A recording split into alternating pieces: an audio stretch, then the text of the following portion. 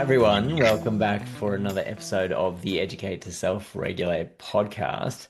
It's very exciting, actually. I think this is episode 45. Ooh, Yeah, that's a lot.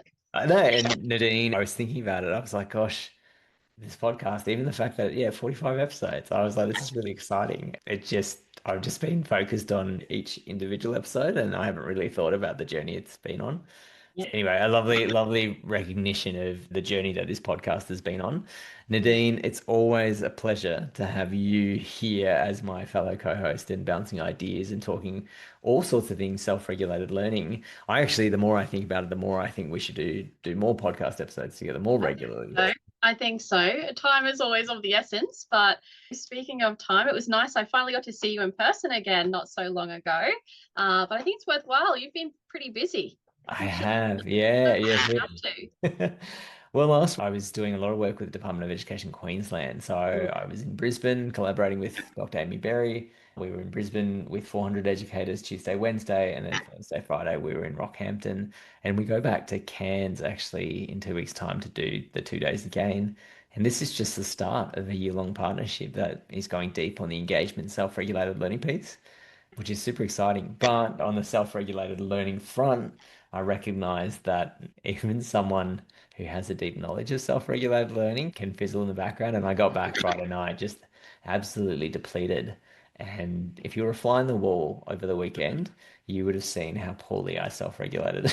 I did the best that I could, and that's why I believe self-regulated learning is a practice. I think every day I show up as best as I can. Showing up has become some common self-talk that occurs for me, where I just say to myself, just show up as best as you can every day, and the rest will just lay out as it's supposed to be.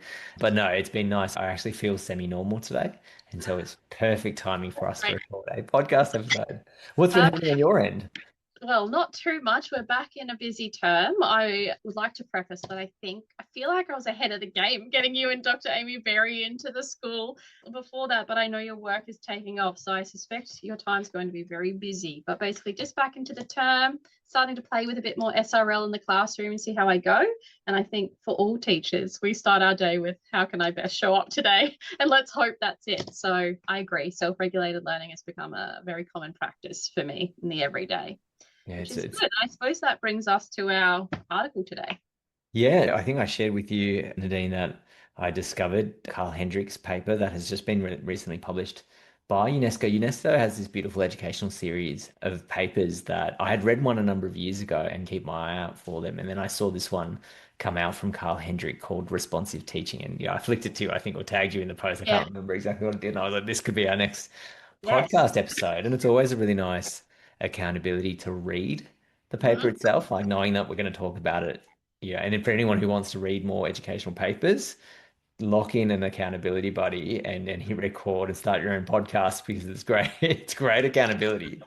I think this one, we presented a lot of heavy research papers, but this one is, I would say, a lighter read for a lot of listeners.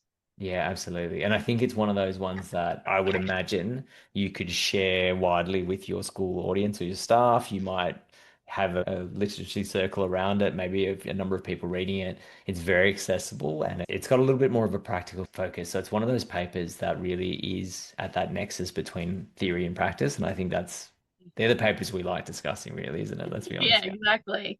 Nadine, can you give us a bit of a synopsis? Like, what was this paper all about? So I think it's important to start with the definition of what he defines as responsive teaching, which essentially he says is the continual process of adapting instruction to evidence of student learning across time, not just during the initial teaching phase. And what I like about that is that often as practitioners, we can get set in our ways of we'll do the pre-testing or I'll learn my class at the beginning and not really look back. And he's focusing on student learning across time, not just results or achievement across time. And ultimately, the paper goes through 10 different sections about things like connecting to prior knowledge, checking, understanding regularly, modeling thinking, creating diagnostic tasks, all those essential things as a teacher in quick, clear snapshots that have research supported and practical application. So, from a busy teacher point of view, for me, this was a really easy read, but something that was so relatable. From your point of view in research, what do you think? I think I'm currently involved in a number of conversations around explicit instruction. That seems to be definitely a key focus here in the ACT, particularly in the public education space here. I know it's a big focus in Victoria, and I get the sense maybe in New South Wales as well. And I think there's varying conceptions of what that means and how Mm-hmm. that occurs in practice. And so I've heard all sorts of different terms for this, and there's explicit instruction, there's explicit teaching, there's explicit direct instruction, there's low variance. And I can understand why some teachers might be sitting there thinking this is all very confusing and I'm not quite sure. Now, my understanding is that Professor Carl Hendrick is one of the key voices in the cognitive science behind those approaches, that explicit instruction approach. And what I like about what Carl's done here, even framing it under the lens of responsive teaching, really brings the learner back into the conversation. Whereas I think it's been so heavily focused on what the teacher's doing with little acknowledgement of what's happening on the learner's part and Yeah. how we're responding to that. So one thing I loved about this paper was where the learner was positioned in it, even though it's talking a lot about the teacher, it's in response to the learners in front of you.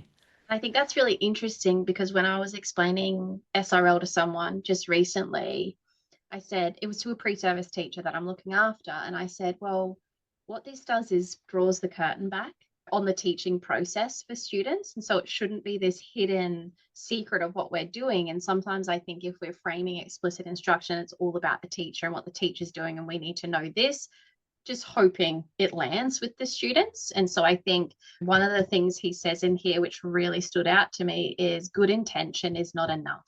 You actually have to do something about it, which seems to make sense. But sometimes as teachers in the busyness, we can say, I was hoping to get that done, or I was hoping to mark that and give feedback. He talks about feedback quite often in this piece. And so I think you're right. It reframes it back to the learner. Yes.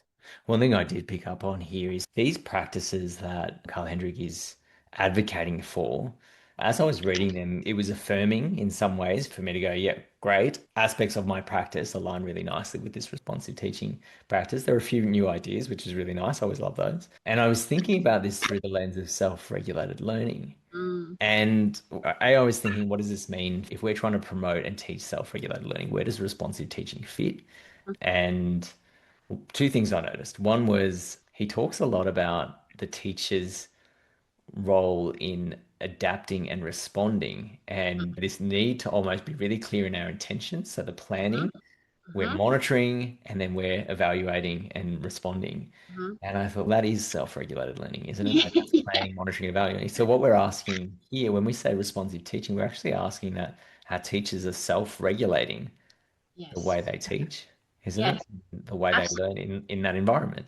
Absolutely. And that's probably quite an interest area for me is how teachers become competent in their own self-regulated learning, or some research calls it self-regulated teaching, to help you help the students unveil learning things. And just as you were talking, I was thinking, actually, I think this paper has facilitated a bit of my why in that motivational space. And in my notes, I had written down things like responsive teaching is about helping kids connect new information to existing knowledge, practicing retrieval, allowing them to receive feedback. And I wrote next to receive, like, this is a gift. We want the kids to see this as an exchange process where you buy someone a gift, you want to think about it, and there's intention and there's meaning. And I suppose for me as a teacher, this has given me a fair bit more motivation to be like, oh, yes, this is what I want my teachers to feel when they're in the classroom, and what I want students to feel that their teachers are doing for them, that they aren't just going with the same lesson that they've done for the last 15 years. They are looking at the students in front of them and really thinking, what could I change here to make this work?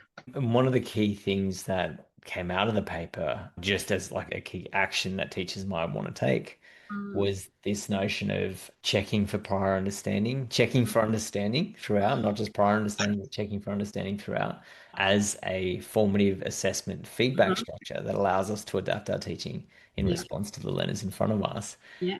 And one way he talks about that is doing little retrieval practice Mhm. type exercises at multiple points throughout any kind of learning phase.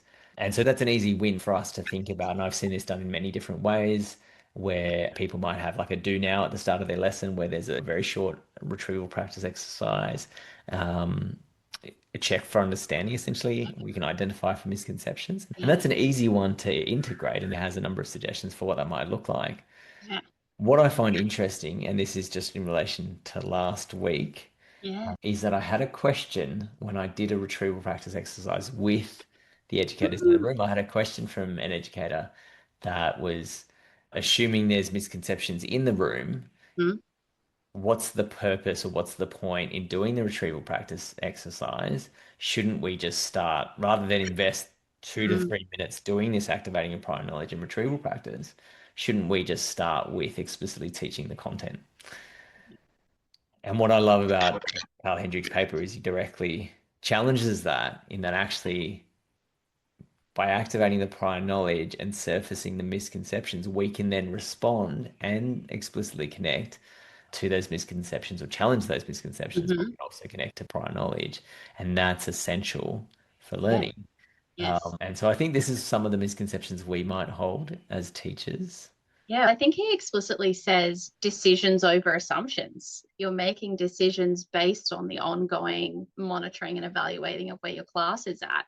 I have an example from the last couple of weeks if you want me to share that. So I started this term, we're looking, I teach study of religion for context, but we're looking at covenants, particularly in Judaism. And we started conceptually about what relationships are, and I looked at a true for who routine. And so it was 7 statements of things like relationships are always equal, or a breakdown in a relationship is one person's fault, and trying to get the students to build prior knowledge to what a relationship is first. And that kind of conceptual planning is very clear in the research. That's a way you should go because a relationship is something every student will understand, whether that's a friendship or whatever. Then I taught them the content of what's a covenant versus a contract. And then we went to the space of, okay, now that you've identified a covenant, can you write your own definition based on everything I've just taught? And I told the students, once you've written it down, you need to go home tonight. And tomorrow I'll give you a card where you're going to rewrite your definition to see if you remember it with no other stimulus. They came in, wrote it down, and then I said, okay, now stand up, find 3 other people, read each other's and listen for what yours doesn't have. Because often we'll say, go and talk to a partner, but we don't tell the student what to listen for. And so I said to them, can you please listen for what you don't have? And on the back of your card, write it down. They came back and I just asked, let's go process over product. And they've all got used to that phrase in my class by now. I'm like, put your hand up. Who had something new? Bang. Every single one of them had something new to add to their definition. How did that make you feel? It made me feel good because I got something. I had something to offer someone else. Okay, great. And what we got out of that is removing the misconceptions because then I was able to go, well, let's address what was missing. And that helped me work out what I didn't teach probably as well as I could have. And then let's make sure we've got a really clear understanding that if you don't have these elements, you're not really explaining a covenant. So doing the retrieval practice really helped remove the misconceptions. And I said to them, perfect practice makes perfect. If you learn the same thing wrong all the time, practice doesn't make perfect. And they were like, wow, that makes so much sense. I Mm. love that story. And what a tangible example for people to latch on. There was so much in that. I Mm. was writing down, there was the thinking routine of true for Yeah. him. I think that's what I picked up on. Yeah. Then there was the explicit instruction of listen for. Mm-hmm. So when you go and share, what are you listening for? Mm-hmm. And I loved your prompt, the process over product. Yes, love that. But how did that make you feel? Something that Amy and I had spoken about last week was that there's not enough feeling moments in Mm-hmm. education, even just to think about how a learning experience made you feel. And yet, feelings, the thing that people often remember over the Yeah. content. So Yeah. I love that. Yeah. It was really positive. Nadine, can I ask, and we didn't prep for this question, if you had to summarize, I don't know, 1 to 3 takeaways, was there anything that particularly stood out of this paper for you that you were like, as a teacher, this is the one thing I'm going to action moving forward? Yeah. I think the framing of how he writes this is not clinical. And I mean that in the sense of he talked about sort of learning being this fragile process. And I think from an educator point of view, I appreciate that because it reminds us that we are dealing with people. I can't remember if it was you, Shy, at the beginning of the year, maybe saying, kids get to experience school once and we get to teach it maybe 20 times. We get to play school 20 times. And him talking about we want to support them, give them clarity of purpose. We want to be sensitive to everything we're doing in the classroom. And we need to have the professional skill to adapt without diluting our expectations. And I think that's important because some educators can look at this and go, oh, it's too fluffy, or we've got to get the curriculum done. But it's that high skill, high will, all those things, high expectations, high support. That's what this paper made me feel like this is achievable, but it's also going to create good learners, not just good students. Yes, yeah. And How about you? there's a lot of crossover with the space of self-regulated learning here in the way that we can take these approaches that he talks about as responsive teaching and Yeah. think about the domain of knowledge that is self-regulated learning. If I had to choose one thing, and I highlighted this is on page 31 of the document. For anyone who's listening, we will link the document in the podcast notes so you can absolutely get it there. I would recommend reading it. It's like we said, it's an accessible read. But on page 31, the bottom paragraph, he says the temptation to race through material remains strong, but gaps in foundational knowledge create compounding barriers. And so I often hear that even in the space of self-regulated learning, time is the barrier. We just are trying to get through the curriculum. And I think our obsession, and I say our, as in the teaching profession's obsession with getting through the curriculum, is at the sacrifice of Yeah. students actually Learning, to learning. be Yeah. honest. Yeah, I think that's the best way to say it, right? And so he mentions there that investing time in consolidation accelerates long-term progress. And so sometimes we can slow down to speed up. And it's the same for self-regulated learning because often when we're teaching self-regulated learning, people see it in competition with the content because they go, well, hold on, you're asking me to stop and talk process of learning, and I just need to get through the content. Yeah. But if you ask any teachers, and I ask this in my workshops, how might life be different if students Mm. were self-regulating their learning in your classrooms? And the first thing people will tell me is, oh, I'd have more time. Well, Ironic, really. well, Yeah.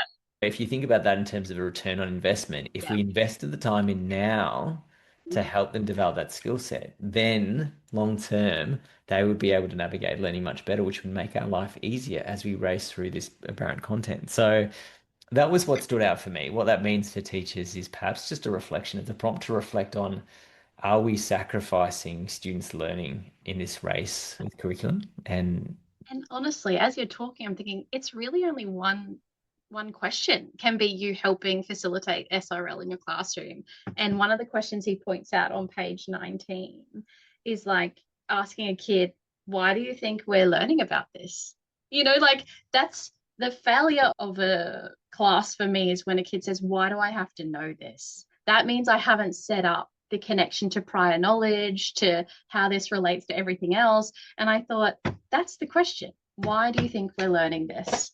And yeah, try to get from the kids, well, do they get it? Or do I have to reframe? And that's basically what he's saying. And I think the rush is sometimes not a made up pressure. Don't hate on that. I think sometimes it's there, but you can pick and choose how much you spend on certain things. But in my view, particularly over the last 2 years, this has changed my teaching practice.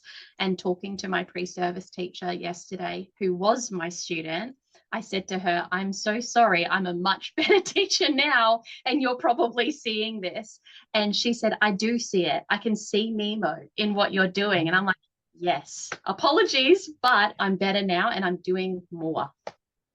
and what a lovely reflection. Isn't this part of our journey as Yeah. learners, adult learners here, to recognize that change, that growth? Yeah. Dean, I'm conscious of time. Let's jump into the fun part on the reg. Tell me how it can be related to the paper. It doesn't have to be, but how are you currently self-regulating in your own life? So, as we mentioned, you and I read a lot, and what I've recognized is I don't always come back to my reflection space, and I want to do that more as a learner. And so, what I've started to do is a very simple change in my practice, which is just write my thoughts in a different colored pen and one that's bright. So I know, go back to my thoughts because I want to reflect on that later. And it might be something I leave on my desk next to my computer and go, oh yeah, tomorrow. Oh yeah, I'm going to think about that. So keeping it present. What about you? Well, I like that. I have plenty, but one that I'm thinking in relation to the paper is Carl Hendrick talks about the importance of the teacher activating prior knowledge and running those retrieval practice. And I think from a self-regulated learning perspective, as an adult learner, when I turn up to a professional learning, knowing this information, wouldn't it make sense for me to just go, right, what's 5 things I already know about this topic? Like if I'm sitting in a PL around engagement and I know that activating prior knowledge is going to benefit me, Mm, why do I wait for the teacher to do that? oh, I love In which this. case, if they don't, why don't I just grab a piece of paper and pop a timer on for 2 minutes and power paragraph? Or why don't I just go, right, what's 10 things I know about this topic? Boom, boom, boom, boom, boom. So that I actually prime myself as a learner, surface my own misconceptions, activate that prior knowledge, reduce my cognitive load because now I can process information and critically think of it. Oh, I love this. I think that's going to change my staff meeting next week. To be honest, like we have to look at a fairly dry topic. And now I'm like, oh, that's one way we could start. What are Yeah. 10 things you already know about this? What's like, why don't we do it? And oh, it's funny because I talk about the benefits of this and then I say, hey, hands up if you turned up today and you spent 2 minutes doing something like this, and no hands go up. And I go, isn't this funny that we talk Yeah. about the importance of this for our young learners, but not one of us action that when we sat down at our tables? Do Anyway, as I say, not as I do thing, right? Yeah. and so I'm trying to make a conscious effort to live, kind of walk the talk. If I'm going to advocate for this, then I should be doing this as a self-regulated learner, and I want to see how this benefits me as a learner. So that's where I'm at on the reg. Oh, this was a beautiful conversation. I really needed that. Thank I you. appreciate it. It's always a pleasure bouncing ideas with you. Next time, it'll be episode 46, so we'll continue the journey. But Nadine, thank you so much. Looking You. forward to our next chat. Good luck in Cairns. Thanks. If you are a new listener to the podcast, make sure you share it with friends, save it, or subscribe. And if you have any questions, and we really want to hear from our listeners, if you have any questions or comments, send us a DM through either of our social media channels, which is Twitter and Instagram at ed2selfreg. As always, to you and everyone else out there, keep regulating.